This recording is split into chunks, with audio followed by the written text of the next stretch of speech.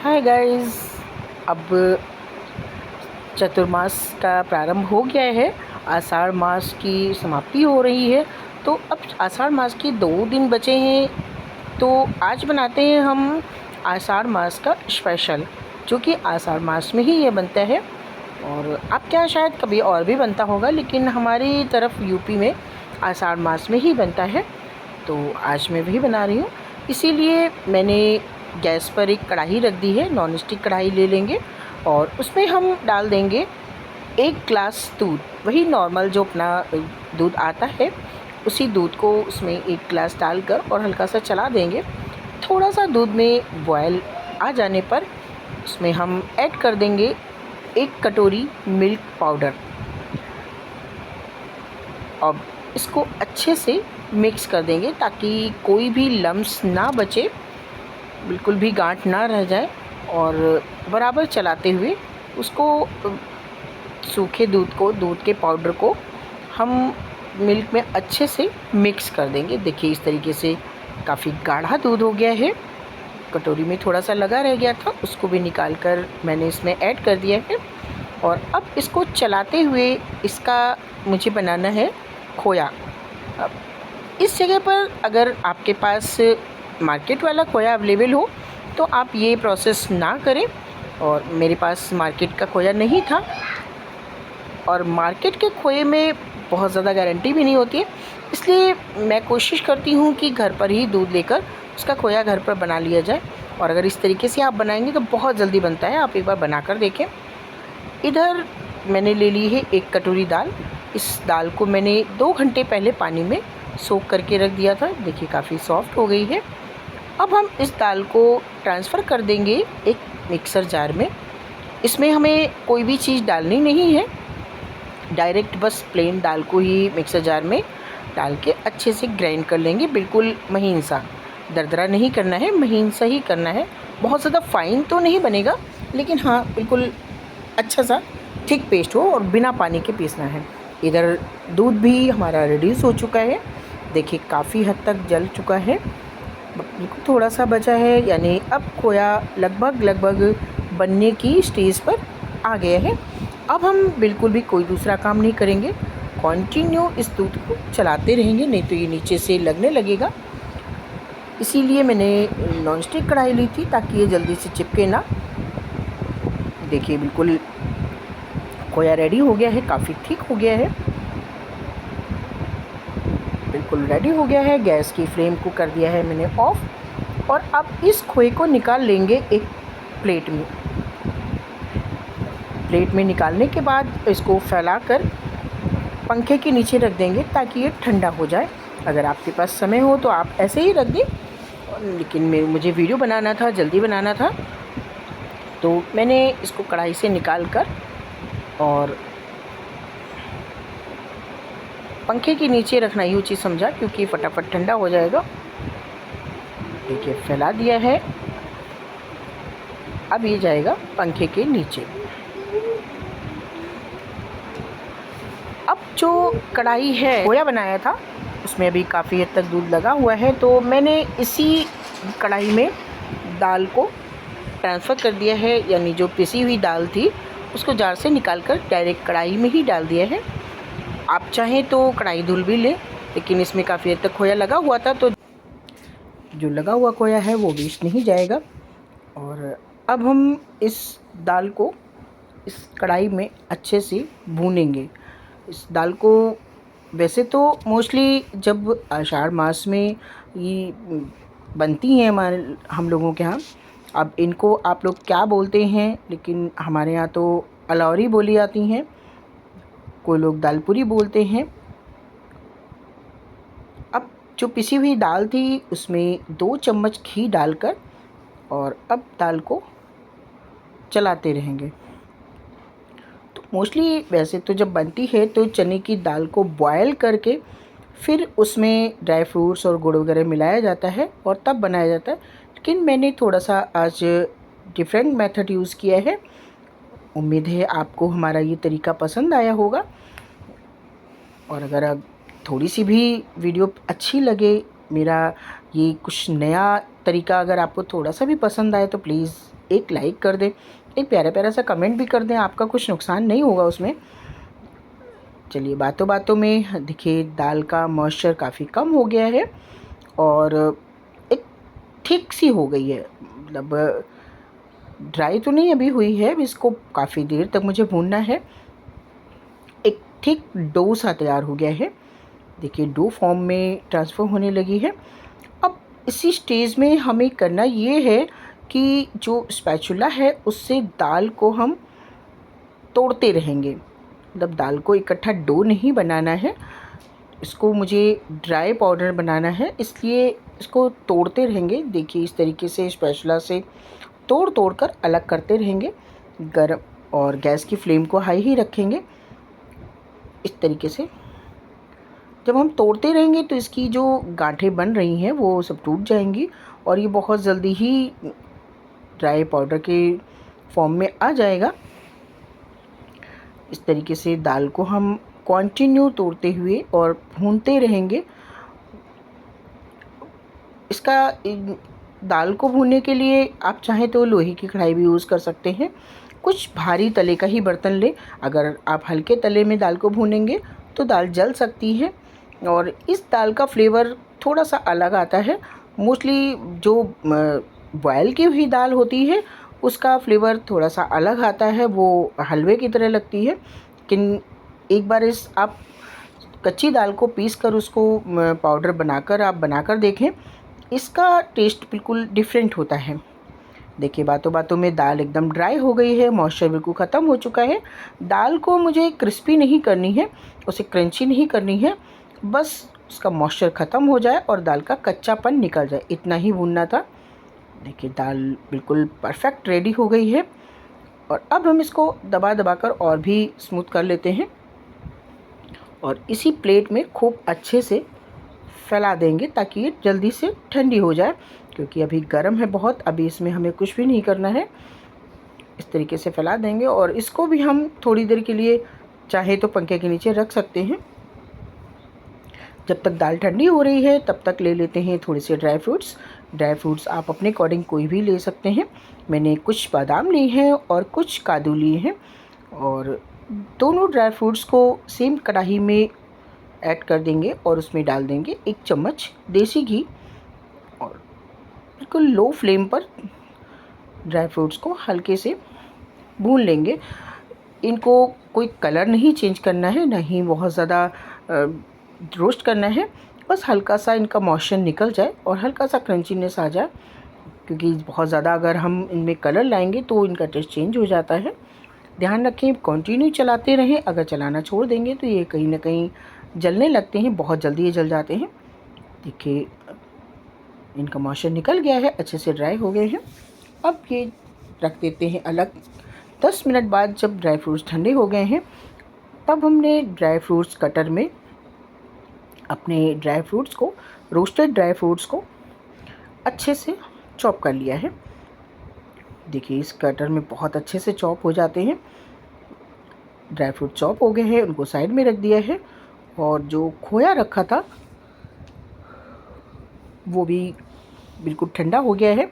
देखिए काफ़ी एकदम ड्राई पाउडर सा बनने लगा है। ये खोया बहुत जल्दी फटाफट घर में बन जाता है और बिल्कुल प्योर होता है, मतलब इसमें कोई भी मिलावट का कोई गुंजाइश नहीं होती है। तो कोशिश करें कि जब भी आप कभी कोई खोए की चीज़ बनाएं तो आप घर पे ही खोया बना लें और इस तरीके से बनाएंगे तो खोया बहुत जल्दी और बहुत टेस्टी बनता है। अब इस खोए को हम मेज़र कर लेंगे, ऐसे ही नहीं डालेंगे, मेज़र कर लेंगे ताकि मेज़र करने में कोई चीज़ गड़बड़ नहीं होगी। ये रही 1 कटोरी और उसके साथ अब जो बाकी बचा है इसको भी हम कटोरी में ट्रांसफ़र कर लेते हैं। इस तरीके से ये 1 कटोरी से कुछ कम है, इसे भी ऐड कर दिया है बाउल में और जिस कटोरी से मैंने खोए का मेज़र किया है उसी कटोरी से 1 कटोरी से थोड़ा सा कम शक्कर का बूरा ले लेते हैं। आप यहाँ पर देसी खांड भी ले सकते हैं, आप यहाँ पर मिश्री पाउडर भी ले सकते हैं, लेकिन बूरा ही ज़्यादा अच्छा लगता है। बूरा ऐड कर दिया है और उसके साथ साथ जो ड्राई फ्रूट्स कट करके रखे थे वो ऐड करे हैं। थोड़ी सी ले ली हैं किशमिश, और किशमिश को भी इसी मिक्सचर में ऐड करके और अच्छे से चला देंगे। अगर आपके घर में सभी लोग इलायची पाउडर पसंद करते हो तो इसी समय पर इलायची पाउडर भी ऐड कर दें। वो मिक्सचर तैयार हो गया है खोए का। अब बारी आती है जो दाल भून के रखी थी, उस दाल को भी मेज़र कर लेते हैं। सेम कटोरी से 2 कटोरी दाल का पाउडर एक बड़े मिक्सिंग बाउल में ऐड कर लेते हैं। और अब इसमें हम करेंगे 2 कटोरी बूरा। जितनी दाल है उतना ही बूरा इसमें ऐड कर देंगे। साथ में जो ड्राई फ्रूट्स कट करके रखे थे वो ड्राई फ्रूट्स ऐड कर देंगे, और थोड़ी सी किशमिश इसमें भी। और सेम बात कि अगर आप इलायची पाउडर पसंद करते हो तो इस समय पर आप लगभग 5 या 6 इलायची पाउडर इसमें यूज़ कर सकते हैं।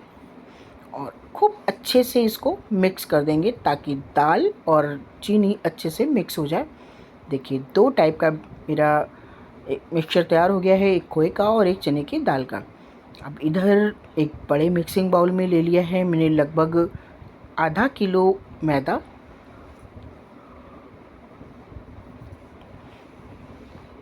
आप अगर मैदा ना खाना चाहें तो इसमें आधा मैदा और आधा आटा भी कर सकते हैं, लेकिन आटे की बिल्कुल नहीं अच्छी लगती हैं।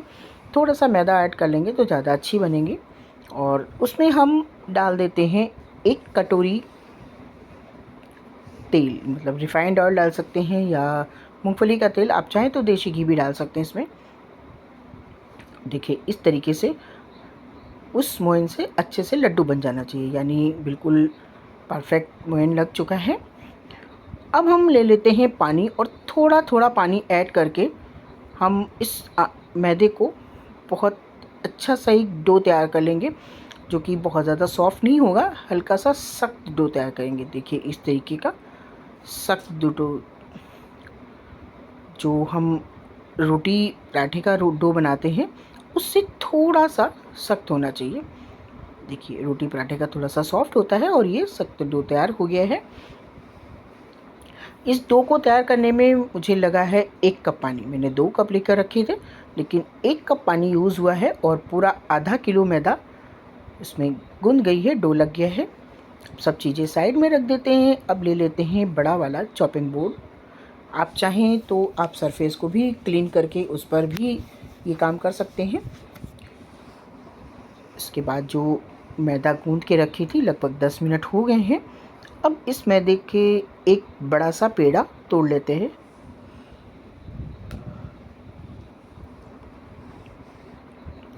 अब इसको हम बेल लेंगे।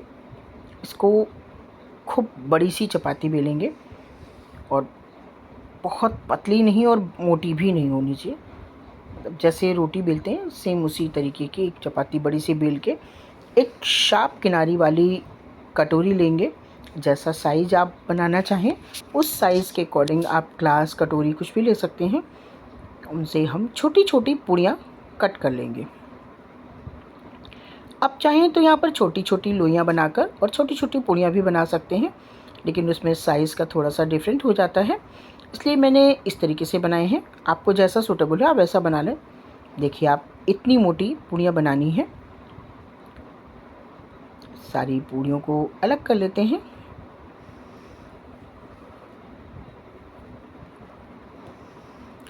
इस तरीके से सारी पूड़ियाँ मेरी अलग हो गई हैं। अब हम आपको एक पूड़ी में फिल करके दिखाते हैं। एक पूड़ी ले ली है, इसमें लगा लेंगे साइडों में थोड़ा सा पानी, और ये लिया है मैंने 1 चम्मच खोए वाला मिक्सचर, और इसको बिल्कुल सेंटर में बहुत ही सावधानी से रखेंगे। और उसके बाद लेंगे दूसरी पूड़ी और उसके ऊपर रख कर बिल्कुल किनारों को मैच करते हुए प्रेस कर देंगे इस तरीके से। यहाँ पर बहुत ही ज़्यादा केयरफुल करना है, क्योंकि स्पेस कम होता है, और अगर कढ़ाई में खोया निकल जाता है तो तेल ख़राब हो जाता है। सारा प्रेस करने के बाद एक फॉक लेकर चारों तरफ से इस तरीके से एक डिज़ाइन बना देंगे। देखिए इस तरीके से, ये देखिए रेडी हो गई है हमारी खोए की अलौरी यानी चंद्रकला। अब हम एक जो चने की दाल का मिक्सचर बना के रखा है उसकी भी बनाकर दिखा रहे हैं।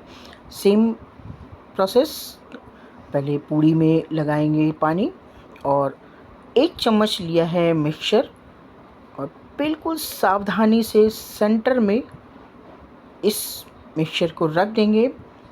अब दूसरी पूड़ी और बहुत ही केयरफुली किनारों को मैच करते हुए इस तरीके से प्रेस कर देंगे। इस तरीके से बनाएंगे तो एक भी पूड़ी आपकी खुलेगी नहीं। इस तरीके से जब बनाकर आप तलेंगे तो बिल्कुल भी खुलेंगी नहीं और इनमें से बिल्कुल भी मिक्सचर बाहर नहीं निकलेगा। अब जो खोए वाली थी उनको तो मैंने फॉक से डिज़ाइन किया है और ये जो चने की दाल वाली है इनको कर देते हैं साइड से, इस तरीके से गूंथ देते हैं। थोड़ा सा पिंच लेंगे, दबाएंगे और उसको पलट देंगे, फिर थोड़ा सा पिंच लेंगे, दबाएंगे और उसको पलट देंगे। देखिए बिल्कुल बन गई है ना चंद्रकला बाज़ार वाली। इसी तरीके से सारी बना लेंगे और बनाने के बाद मेरी लगभग सारी चंद्रकला बन गई हैं, उनको साइड में रख दिया है। अब चढ़ा देते हैं गैस पर एक कढ़ाई और इस कढ़ाई में मैंने डाला है मूंगफली का तेल। आप कोई भी ऑयल यूज़ कर सकते हैं, बहुत ज़्यादा फ्लेवर वाला ऑयल ना लें, रिफाइंड या देसी घी भी यूज़ कर सकते हैं। मैंने मूंगफली का तेल यूज़ किया है और जब तक तेल गर्म हो रहा है तब तक हमने अपनी सारी चंद्रकलाएँ तैयार कर ली हैं। देखिए ये रही हमारी खोए की और ये रही हमारी दाल की, दोनों फ्लेवर्स की रेडी हो गई हैं। बारी आती है इनको तलने की। अब हम तेल गरम हो जाने पर एक बार चेक कर लेंगे, बिल्कुल सही से तेल गरम है। तेल भी बहुत ज़्यादा हाई फ्लेम पर हाई नहीं गरम होना चाहिए, थोड़ा सा हल्का गरम हो। और इस गरम ऑयल में एक एक करके डाल देंगे, एक साथ बहुत ज़्यादा सी नहीं डालेंगे, सिर्फ 1 या 2 ही डाल के और थोड़ी देर तक उनको बिल्कुल नहीं छेड़ेंगे। जब ये नीचे से कुक हो जाएंगी तो ये अपने आप ऊपर से तेल के ऊपर आ जाएंगी। देखिए इस तरीके से ये ऊपर की ओर उठ गई हैं, यानी इनकी निचली सतह है हल्की सी परत बन गई है। अब इनको बहुत ही केयरफुली पलट देंगे। इस तरीके से बहुत ही आराम से। इस तरीके की आषाढ़ मास में ही बनाई जाती है। मानना ये है कि देवशनी एकादशी पे हमारे विष्णु भगवान योग निद्रा में सोने लगते हैं, इसलिए उनको अच्छा अच्छा पकवान बनाकर भोग लगाया जाता है। और आज ये देवशनी एकादशी थी इसलिए बनाई है। अब विष्णु भगवान को भोग लगाया जाएगा। तैयार हो गई हमारी चने की दाल और खोए की चंद्रकला। अगर आपको रेसिपी पसंद आई हो तो प्लीज़ एक कमेंट कर दें, लाइक कर दें और चाहे तो शेयर भी कर दें और बनाएं, फिर बताएं कि कैसी बनी है और मेरा नया तरीका आपको कैसा लगा है। मैं चली ने विष्णु भगवान को भोग लगाने के लिए, और आप भी बनाएं और एंजॉय करें।